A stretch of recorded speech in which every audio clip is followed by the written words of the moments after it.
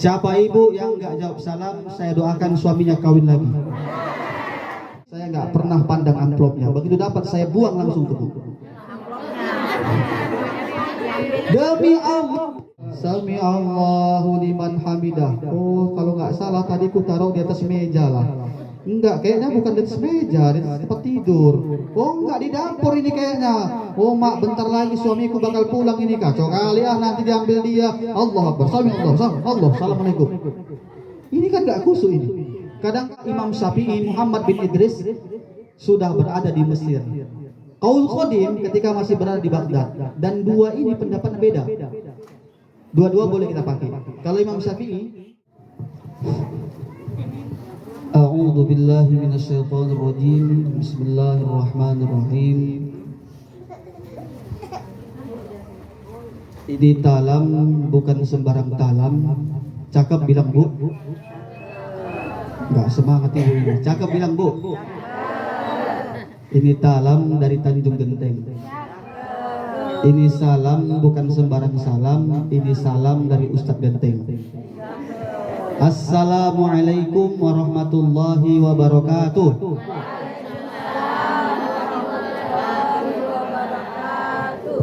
Udah Bu, hapus air matanya Bu. Lap ingusnya Bu. Saya pun baru selesai juga ya hapus air mata ini. Oh, untuk tutupin rupanya.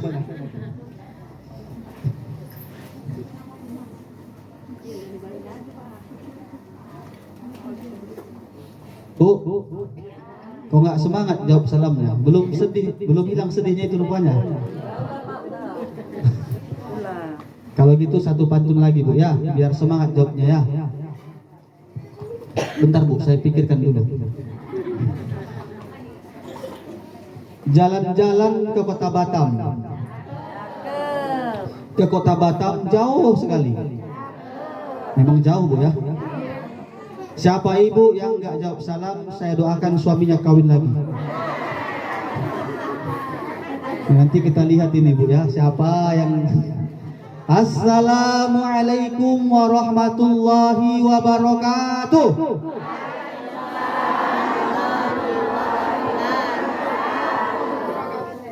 Nampak dia. Yang takut-takut suaminya kawin lagi nampak. Berdiri aja Bu, boleh.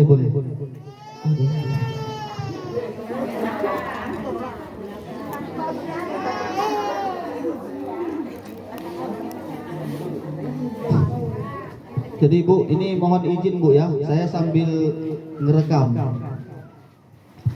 Jadi nanti kalau misalnya Ibu udah selesai tausiah ini ya, pulang ke rumah, nanti silahkan buka di HP aplikasi YouTube namanya Bu. Ketik nanti minta tolong saya Abdul Wahab YT Channel. Kalau nggak bisa terketik Ustadz, mungkin Ibu paketnya habis. Atau pakai WiFi dahulu Bu ya. Nanti ketik di situ Abdul Wahab YT Channel. Setelah jumpa, like, comment, share, dan subscribe. Tekan juga tombol lonceng untuk berlangganan supaya tidak ketinggalan video-video. Promosi pula ini. Ibu-ibu sekalian yang dimuliakan Allah Subhanahu Wa Taala.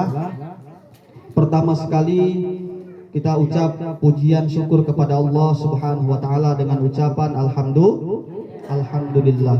Syukur itu di dalam kitab akhlak yang dipelajari di pondok pesantren kelas 1. Biasanya di pondok pesantren yang salafi, pondok pesantren tradisional, atau pondok pesantren klasik, mereka ada belajar di kelas 1 namanya pelajaran akhlak. Di kelas 2 nanti naik ke kitab wasoya. Di kelas 3 nanti naik ke kitab ta'lim muta'alim. Begitu seterusnya sampai ke kitab Ihya Ulumuddin, sampai ke kitab tasawuf. Jadi di pelajaran kelas 1 itu bersyukur tandanya adalah ketika kita menggunakan segala nikmat dan pemberian Allah ke jalan yang diridhai, ke jalan yang disukai oleh Allah Subhanahu Wa Taala. Contoh mata. Hari ini kita diberikan nikmat penglihatan oleh Allah, maka kita gunakan nikmat mata itu ke jalan yang disukai. Apa jalan yang disukai oleh Allah? Apa jalan yang diridhai oleh Allah? Mata itu tadi. Melihat wajah kedua orang tua. Melihat apa lagi? Melihat Al-Quran. Melihat apa lagi? Melihat ustaz. Lihat saya berpahala ibu. Insya Allah bu ya. Ustaz-ustaz juga yang lain, guru-guru, melihat wajah guru-guru itu berpahala. Melihat pelajaran berpahala. Insya Allah. Dan alhamdulillah ibu-ibu semua ini mudah-mudahan termasuk orang-orang yang bersyukur.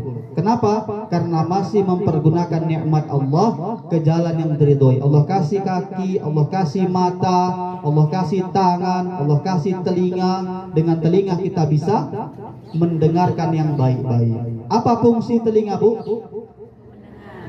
Iya, bisa membedakan mana bunyi burung perkutut dan mana bunyi kentut. Betul nggak? Karena telinga. Hari ini kita gunakan untuk mendengarkan tausiah. Ini masya Allah luar biasa. Mudah-mudahan kita termasuk orang yang bersyukur. Nikmat mata Allah kasih. Hari ini ibu-ibu semua gunakan untuk melihat ustadz ceramah. Itu berpahala. Lantas kalau yang melihat dosa apa? Melihat apa yang dosa, Bu? Melihat yang tak boleh dilihat, melihat aurat, ya. Di sini yakin saya kan ibu-ibu semua tutup aurat, Bu ya. Ya, tadi saya perhatikan kan kiri kanan tuh pada tutup aurat semua. Ya, sampai sekarang ini saya sampai di sini pun pada tutup aurat semua, kan Bu ya. Kalau kita melihat yang terbuka aurat berdosa kita, Bu. Alhamdulillah wa syukurillah di Aceh ini terjaga aurat kita, betul nggak? Alhamdulillah. Tapi kalau di Medan, wallahu a'lam bishawab. Apalagi kalau sampai ke Bali sana, aduh innalillah. Lihat depan salah, lihat belakang salah. Nggak dilihat, rezeki kan? Ya iya, barang bagus ya. Lihat depan nampak pusat, lihat belakang nampak pantat. Innalillah. Ini gawat, ini masalah. Tapi alhamdulillah di sini kita penglihatan terbaik semua. Jadi melihat yang baik-baik. Melihat apa lagi yang baik-baik itu? Melihat wajah suami sendiri, Bu, berpahala. Melihat wajah suami sendiri itu berpahala. Kalau melihat wajah suami orang, ini yang dosa. Ini yang dosa. Ibu-ibu sekalian yang dimuliakan Allah Subhanahu wa taala, tandanya kita bersyukur itu saya ulangi sekali lagi, saya tekankan, ketika kita menggunakan nikmat dan pemberian Allah ke jalan yang diridhoi, ke jalan yang disukai oleh Allah Subhanahu wa taala. Dalilnya terletak dalam surah Al-Ibrahim ayat 7. Mungkin ibu-ibu udah pada hafal ini. Ayo sama-sama, Bu. A'udzu billahi minasyaitonir rajim. Bismillahirrahmanirrahim.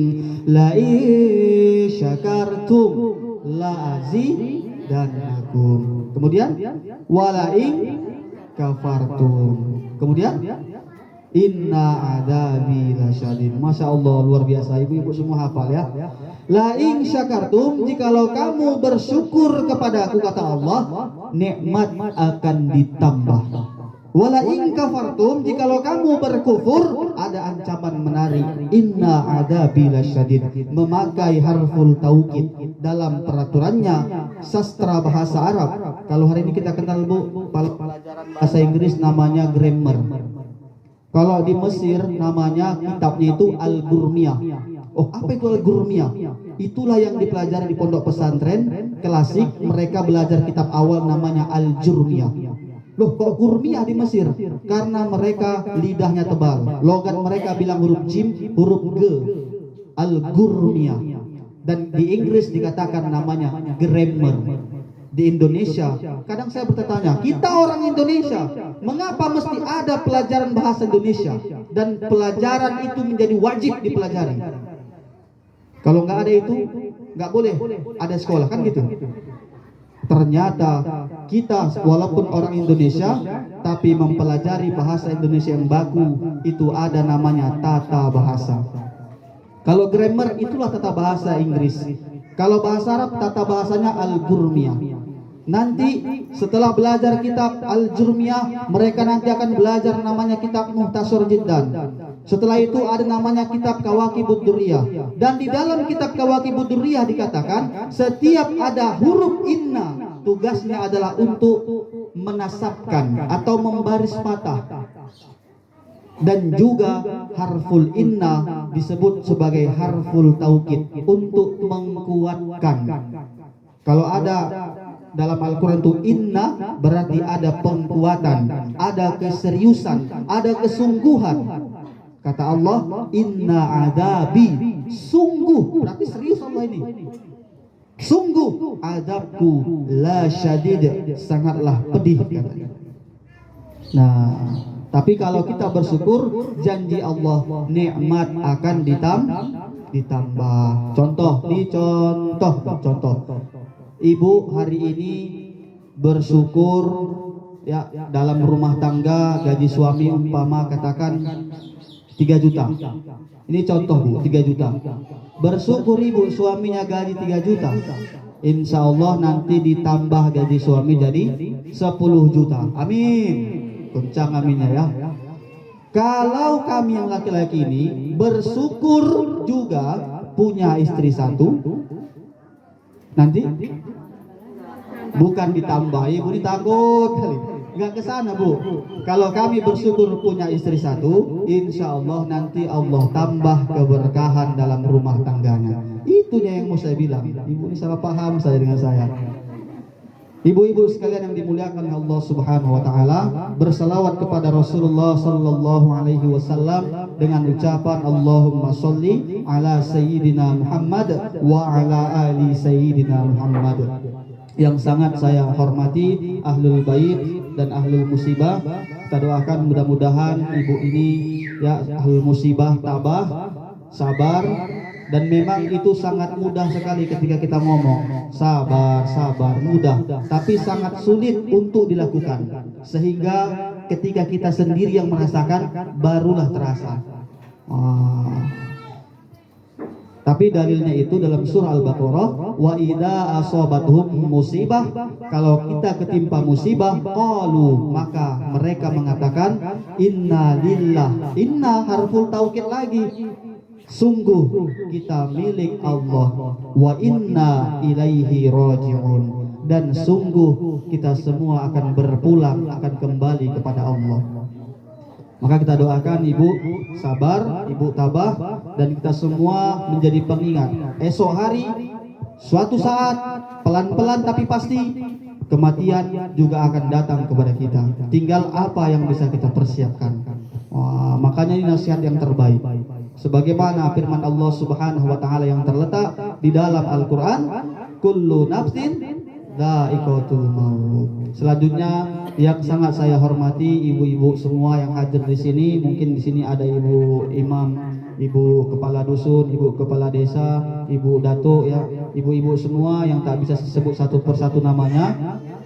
Mohon maaf Bu, bukan saya tak mau sebut, karena memang saya sebetulnya belum kenal. Ibu sebelumnya pernah lihat saya? Belum? Sama Bu. Saya pun belum pernah lihat ibu. Tapi mudah-mudahan ya ibu nggak pernah lihat saya nggak pernah lihat ibu. Saya berhadir di sini ini atas kehendak Allah. Saya meyakini apapun yang terjadi di dunia ini tak luput daripada takdir Allah Subhanahu wa taala. Artinya apa? Ibu tak cari saya tak cari ibu. Kita semua hadir di sini, Allah lah yang mempertemukan kita. Mudah-mudahan ini menjadi silaturahim kita. Suatu saat kita ketika ditanya oleh Allah, mudah-mudahan kita bisa menjawab di hadapan Allah Subhanahu wa taala. Ibu-ibu sekalian yang dimuliakan Allah Subhanahu wa taala, izinkan kami untuk menyampaikan sepatah dua patah kata yang nanti akan kami coba mempatah-patahkan menjadi beberapa patah kata. Ini tidak bermaksud sama sekali menyinggung, tidak bermaksud sama sekali mengajari, tidak bermaksud sama sekali menggurui. Mohon maaf Bu, tapi kami di sini hanya untuk mengamalkan sabda Nabi, balighu anni walau ayatan, sampaikanlah dariku walaupun cuma satu ayat. Ibu nggak usah khawatir, saya dari dulu ceramah nggak pernah mandang itunya Bu. Ya, ibu nggak usah khawatir. Wah nanti undang Ustaz ini kayak mana nih? Ibu nggak usah khawatir. Dari dulu saya ceramah ceramah Maulid Nabi, ngisi Maulid Nabi di mana-mana saja, Isra Mi'raj, ngisi banyak yang saya isi. Saya nggak pernah pandang amplopnya. Begitu dapat saya buang langsung tuh. Demi Allah. Demi Rasulullah, demi Allah, begitu saya dapat amplop, saya buang itu, Bu. Kalau isinya saya kasih lah sama istri kan, Bu. Dan saya teringat nasihat guru saya. Guru saya pernah bilang, kamu kalau ceramah itu, kalau berdakwah itu, dimanapun kamu ceramah, jangan seperti air keran. Ini yang saya ingat dalam hati saya, Bu. Kenapa itu? Ayah, kalau kami kan dulu di Purbasana manggil guru kami bukan bapak, bukan ustadz, tapi ayah. Tapi kalau dia masih muda baru bapak gitu ya. Kenapa itu ayah, saya bilang? Karena air keran itu tunggu diputar dulu dia, baru keluar isinya. Betul nggak, Bu? Emangnya ada air keran yang langsung keluar dia tanpa diputar? Ada. Yang pecah, ya kan, Bu? Kalau pecah dia kan keluar terus. Tapi berdakwalah kamu seperti air hujan. Air hujan itu tak kenal tempat.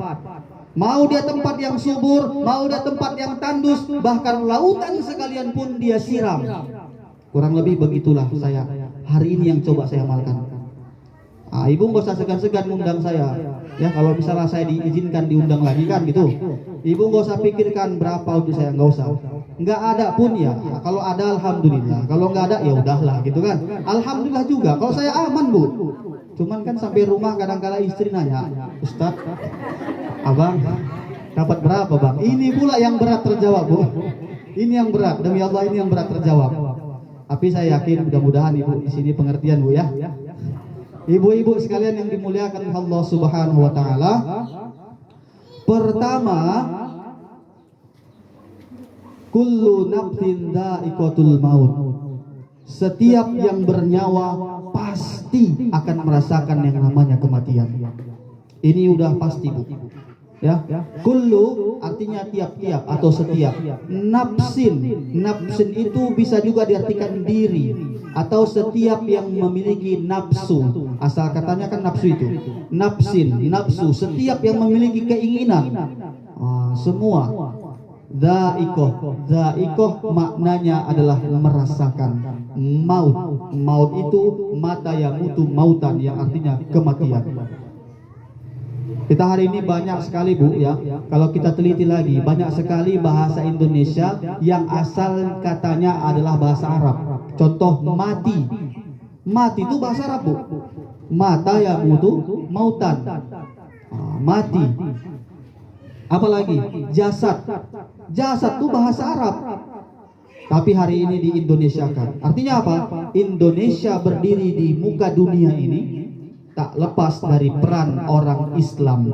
Makanya Pancasila sila pertama, ketuhanan yang Maha Esa. Kalau Kristen, mohon maaf, ada di sini yang Kristen, Bu? Ada. Kalau ada mohon maaf ya. Kalau Kristen 3 Tuhan mereka. Bukan Esa lagi. Tapi kalau kita umat Islam, Qul huwallahu ahad. Itulah yang kita baca tadi. Katakanlah bahwasanya Allah itu Esa. Nah, kullu nafsin dha'iqatul maut. Setiap yang bernyawa pasti akan merasakan yang namanya mati. Dha'iqah maknanya adalah merasakan. Setiap yang bisa merasakan sesuatu. Saya ulang, Bu ya. Bu, halo Bu. Setiap yang bisa merasakan sesuatu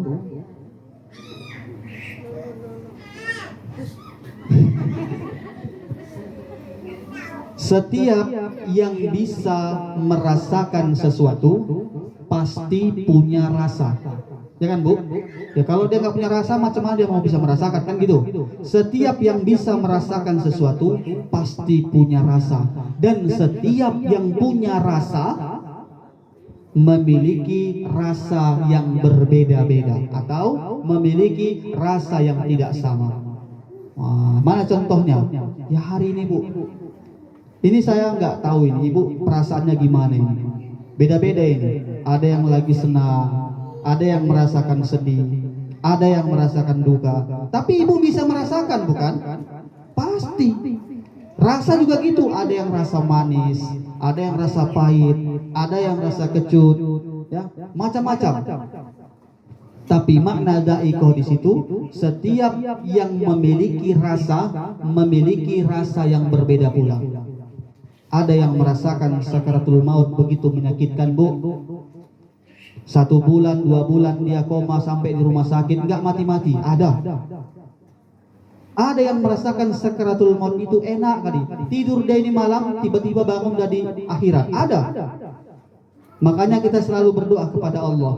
Allahumma hawwin alaina fi sakaratil maut wan najata minan nar wal afwa indal hisab. Allahumma hawwin alaina, ya Allah ringankan kami menghadapi sakaratul maut. Itu dia, biar kita nggak tersiksa kali. Ada yang rasa-rasanya kematian begitu cepat, tak terduga, tanpa perkiraan, tak tergambarkan, tiba-tiba langsung mati, terkejut kita. Pernah nggak kejadian seperti itu? Sering. Ya, udah meninggal dia. Siapa ini? Itu. Tapi ada juga yang rasa-rasanya, 1 minggu sebelum dia mati, bahkan 1 bulan sebelum datang kematian itu, dia seolah-olah sudah tahu bagaimana rasanya itu. Maka orang-orang yang seperti ini, insya Allah dialah orang-orang pilihan Allah. Orang yang bisa merasakan kematiannya jauh sebelum datang itu, dia masih sempat bertaubat, dia masih sempat berubah diri ke arah yang lebih baik, dia masih sempat meminta maaf terhadap saudara, keluarga, sanak famili, tetangga, dan orang yang pernah dibuat salahnya. Orang-orang yang seperti ini, insya Allah mati dia dalam keadaan husnul khatimah. Dan mudah-mudahan kita semua mendapatkannya. Amin ya rabbal alamin. Tapi amin saja nggak cukup, Bu. Mestilah ada usaha kita. Minimal sholat jangan tinggal. Ibu semua di sini sholat kan? Saya yakin, seyakin-yakinnya ibu ini semua sholat. Tapi dalam sholat kita ini mesti ada yang perlu dipelajari dan didalami lagi. Ketika sholat kita belum sempurna umpamanya, bisa berakibat kita tidak khusyuk umpamanya, bisa berakibat tidak sempurna ibadah kita. Makanya kata Rasulullah, utlubul ilma minal mahdi al hadi. Artinya nggak ada batasan dalam menuntut ilmu. Nah, ini mohon izin Bu, saya izin tanya, tidak bermaksud untuk mengajari Bu, mohon maaf sekali Bu ya, mohon izin Bu. Berapa Bu kira-kira rukun sholat Bu? 13. Berapa Bu? Iya 13. Benar, rukun sholat ada 13 di dalam buku tuntunan sholat. Ya. Tapi di dalam kitab Matan Ghaya wa Takrib, atau bahkan yang lebih tinggi dalam kitab Bajuri, ternyata rukun sholat itu ada 18. Kenapa kok bisa banyak kali sampai 18? Ternyata dia dihitung dengan tumak ninahnya. Begitu ruku ada tumak ninah, i'tidal ada tumak ninah, sujud ada tumak ninah. Makanya 18 nanti. Nah, ini sampai sejauh itu harus kita pelajari kalau mau betul dan baik sholat kita. Ini bekal kita menghadap Allah Subhanahu wa ta'ala. Walaupun ibu suka bersedekah, walaupun ibu rajin memberi, tapi kalau ibu tidak melaksanakan sholat, mohon maaf Bu. Ibu begitu mau masuk surga, kuncinya nggak ada sama ibu. Karena kuncinya surga adalah sholat. Mohon maaf Bu, mohon maaf. Ini contoh air Bu ya, nampak Bu ya semuanya ya. Ini air. Air apa ini Bu? Izin Bu ya. Bismillahirrahmanirrahim.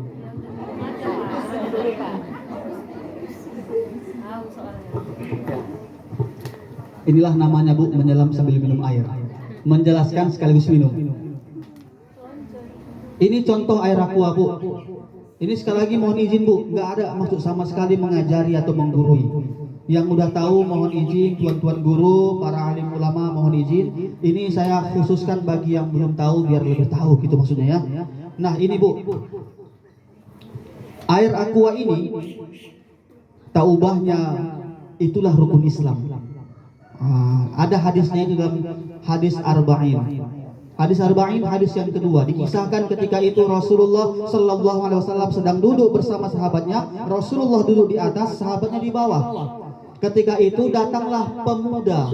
Ketika itu datanglah lelaki yang ganteng kayak saya ini, mengendarai kuda.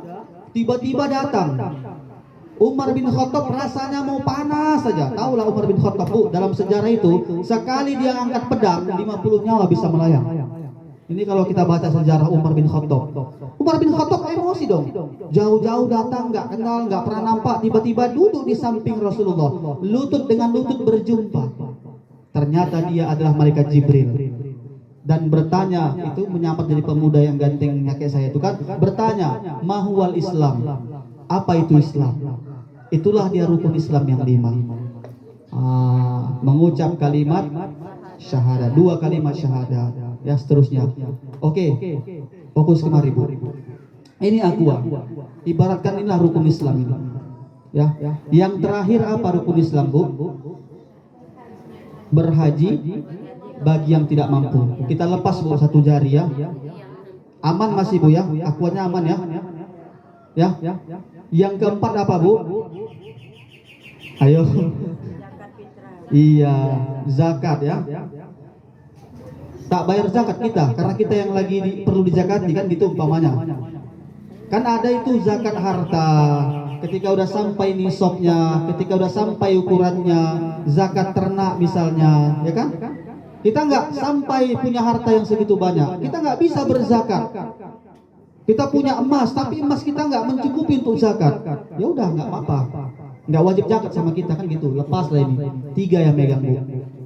3 jari megang aqua ini. Kita lepas lagi 1 ini. Puasa. Ya.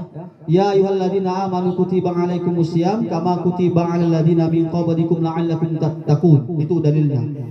Kita lepas, nggak sanggup kita puasa. Kenapa? Kalau ibu-ibu ini kan banyak. Ada yang halangan, ada yang lagi menyusui. Ya kalau kami laki-laki ini kerja berat, nggak sanggup. Tapi udah puasa kian ya. Bukan dari pagi udah motel, bukan. Udah puasa kian, nggak sanggup lagi kan. Nah itu. Atau lagi perjalanan jauh, terlepaslah, tinggal 2. Masih terpegangnya aqua ini, Bu. Tapi ketika kita lepas yang 1 ini, yang kedua sholat, jatuh dia. Makanya kata Rasulullah, as-sholatu ibaduddin. Sholat itu adalah tiangnya agama. Ini poinnya. Ini kita bangun rumah. Kalau rumah hendak dibangun, bangun itu tanpa tiang, bisakah rumah berdiri? Kurang lebih seperti itulah kita. Ini bekal kita, Bu. Insya Allah, kalau kita memperbaiki sholat, Allah akan perbaiki kehidupan kita. Fa'amma binikmati rabbika fahaddits. Maka kabarkanlah yang gembira-gembira, kabarkanlah berita-berita yang baik kepada sesama. Ini yang maksud saya, Bu. Tidak ada bermaksud menyinggung, tidak ada maksud untuk menyindir. Mohon maaf, Bu. Kalau ada mungkin di sini yang, tapi saya yakin semua sini sholat semua, Bu ya. Ibu sholat semua kan, Bu? Jawabnya nggak semangat. Betul, Bu? Saya yakin semua di sini sholat semua. Saya yakinnya semua di sini sholat orangnya. Kalaupun ada yang nggak sholat, paling 1, 2, 3, 4, 5, 6. Ya. Kata Allah, Ibu punya masalah apa? Bu, Ibu punya masalah nggak? Pasti. Ibu semua ini punya masalah. Ya. Masalah Ibu apa sekarang ini? Uang, ekonomi, cuan, sawit, segala macam. Kata Allah dalam Al-Quran, dalam surah Al-Baqarah ayat 45, nanti boleh dicek. Wasta'inu bis-sabri was-shalah. Jadikanlah sabar dulu, sholat, sabar, sholat sebagai penolong.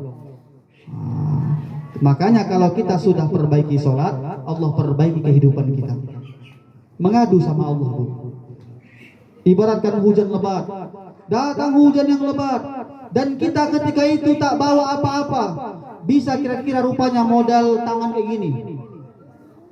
Berhenti hujan, bisa? Ketika hujan lebat datang, kita tak mampu menghentikan hujan tersebut. Tapi setidaknya Bu, dengan ada mantel, dengan ada payung, bisa membuat kita tetap kering dan tidak basah. Betul? Walaupun saat ini ibu dilanda ujian yang hebat, ibu dilanda ujian yang kuat, ibu susah, ibu sulit, sempit segala macam, insya Allah dengan sabar dulu, baru sholat, itu bisa setidaknya membuat ibu lebih tenang. Minimal seperti itu. Jadi bekal yang harus kita siapkan tentu adalah sholat. Bekal menghadap Allah Subhanahu wa Ta'ala. Karena sholat adalah amal ibadah yang pertama sekali dihisab, menjadi satu-satunya kunci surga, dan puncaknya ibadah-ibadah yang lain adalah sholat. Perbaiki sholat. Mungkin rukun kita ada yang lupa. Memang dalam rukun yang 18 atau yang 13 itu nggak ada dibilang harus khusyuk, betul nggak? Betul nggak Bu? Sholat itu harus khusyuk, ada.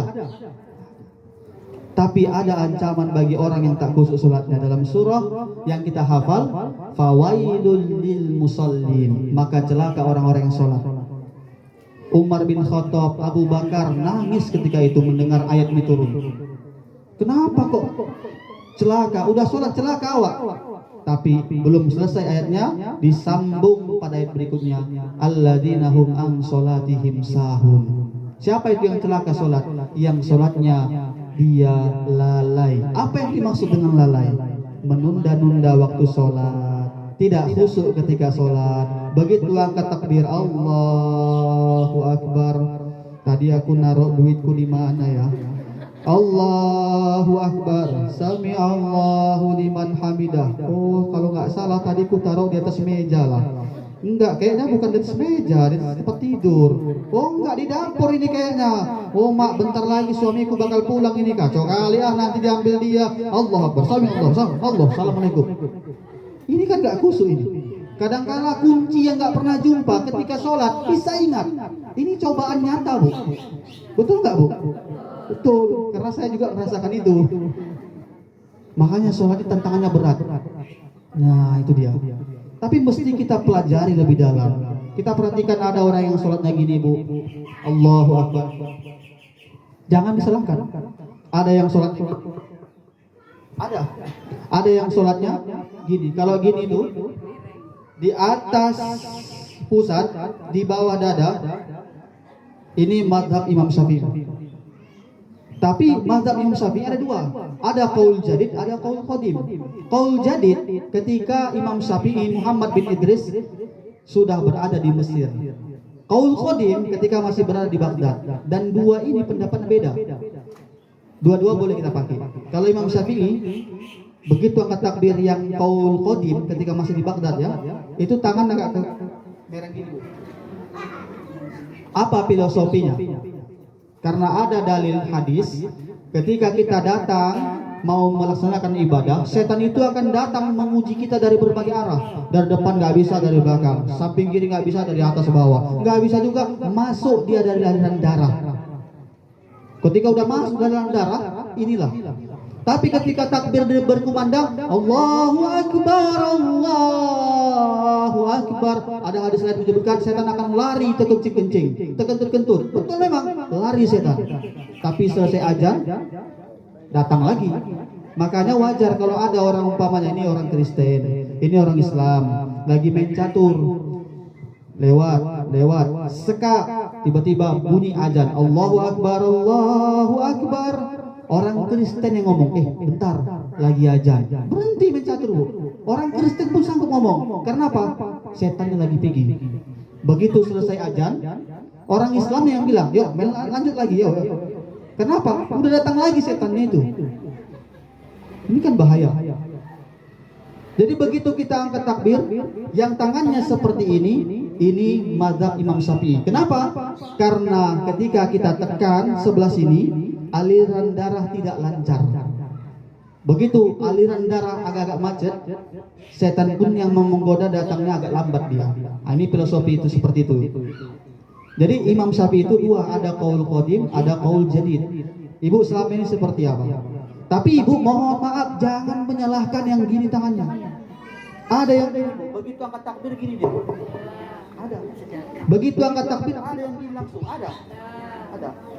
Kalau di Mekah, Allahu Akbar, tangan langsung gini lagi. Itu namanya mazhab Imam Maliki. Semua betul, selagi tahu landasan hukum, dasar hukum. Saya hari ini tidak mau menjelaskan pendapat imam-imam yang lain selain pendapatnya Imam Syafi'i. Kenapa? Karena memang saya dari dulu belajarnya pendapat Imam Syafi'i saja. Imam lain saya belum belajar, tapi nggak berani saya salahkan. Yang penting jangan saling menyalahkan, Bu. Begitu angkat takbir, kalau semua dipakai, ini juga nggak boleh. Pakai satu aja. Kalau semua dipakai, hancur kita, Bu. Allahu Akbar. Kalau semua dipakai ya. Jadi hanya pendapat Imam Syafi'i yang antar suami dengan istri ketika bersentuhan batal wuduknya. Kalau imam lain nggak batal, nggak apa-apa. Ini jauh lagi nih kalau kita cerita tentang hukum, panjang lebar. Udah kita simpulkan saja.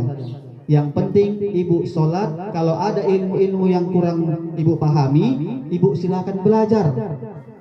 Ya, silakan belajar atau bertanya sama yang ahli.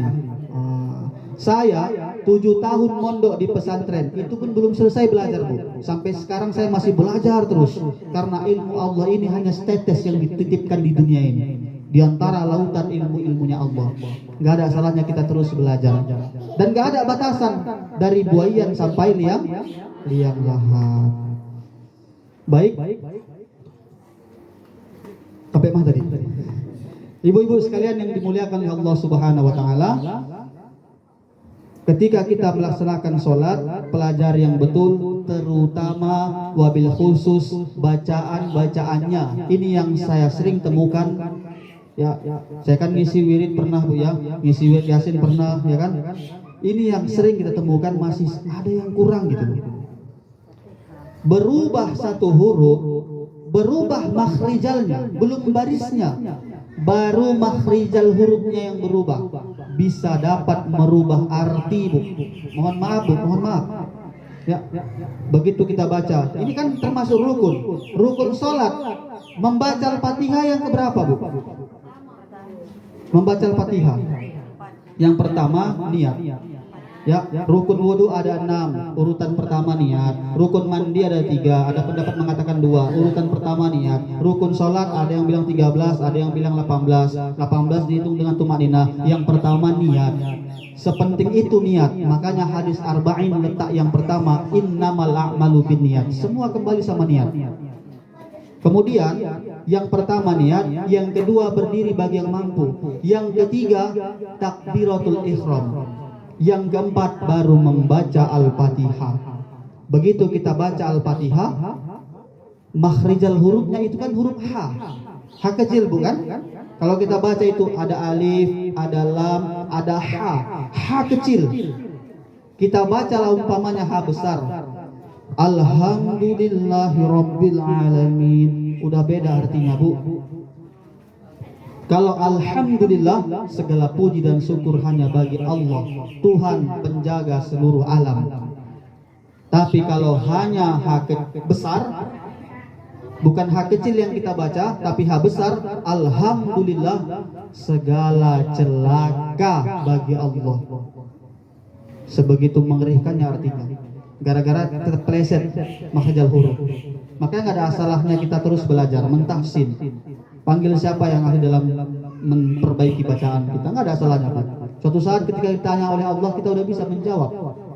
Pinomat itulah dia. Ihdinas siratal mustaqim. Hurufnya huruf O. Ketika kita baca huruf K, mustaqim. Mustaqim artinya tunjukilah jalan kepiting. Makanya ibu bayangkan kepiting itu bengkok terus jalannya, mereng ya, mereng terus, ya kan, Bu? Dan kita pun dikasih jalan yang mereng juga. Tapi kalau ihdinas siratal mustaqim, tunjukilah kami ke jalan yang lurus. Mudah-mudahan kita semua ditunjuki Allah kepada jalan yang lurus. Ibu-ibu sekalian yang dimuliakan Allah Subhanahu wa taala, kullu nafsin dha'iqatul maut, setiap yang bernyawa pasti akan merasakan yang namanya mati. Lantas kapan kita bisa tahu kalau kita bakal mati? insya Allah kalau kita termasuk orang yang beriman, orang yang dekat dengan Allah, diizinkan Allah untuk bisa merasakan lebih cepat kematian kita itu. Tapi sebenarnya dan sesungguhnya, umumnya, layaknya seluruh orang di dunia, seluruh makhluk ciptaan Allah, nggak ada yang tahu kapan seseorang itu bakal mati. Bahkan malaikat pencabut nyawa, malaikat Israel pun tak tahu kapan seseorang itu bakal mati. Kok bisa dicabut nyawa? Karena dia melihat di dalam Sidratul Muntaha. Ini nih dalilnya, nanti ibu bisa lihat dalam kitab Durratun Nasihin. Ketika Nabi Muhammad SAW berangkat Isra Mi'raj, nanti di Sidratul Muntaha ada pohon yang begitu besar. Saking besarnya ini pohon, sampai mengelilinginya membutuhkan waktu perjalanan 500 tahun lamanya. Dan setiap daun di pohon itu, di daunan yang ada di pohon itu, terletaklah nama manusia. Namanya pohon, Bu. Nggak usah jauh-jauh ke sana. Kita lihat pohon yang ada di sini saja. Namanya pohon. Mohon izin, Bu. Pohon itu tak mesti yang tua dia baru jatuh. Betul nggak? Kadangkala masih pentil, kadangkala masih muda, kadangkala masih terlalu hijau jatuh ke tanah. Begitulah kita yang hidup di dunia ini. Malaikat Israel nggak tahu kapan kita mati. Begitu nama kita jatuh dari situ, langsung dicabut oleh Allah. Artinya apa? Kita tak tahu. Ketakutan tidak memperlambat kematian, keberanian tidak mempercepat kematian. Setidaknya hari ini, detik ini kita pahami, dengan mengingat kematian masih ada sisa waktu yang masih bisa kita persiapkan untuk mempersiapkan bekal apa yang mau kita bawa. Perbanyak bersedekah baik, tapi berbanyak bersedekah tanpa sholat sia-sia.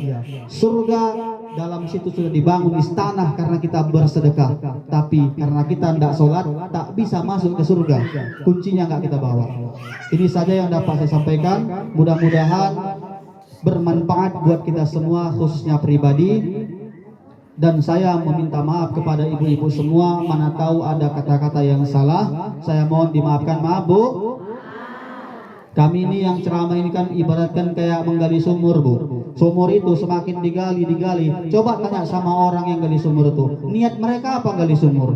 Niat mereka itu cuma cari air yang bersih. Kurang lebih kami seperti itu. Walaupun saat menggali, kena cacing, terbunuh cacing, tersakiti cacing.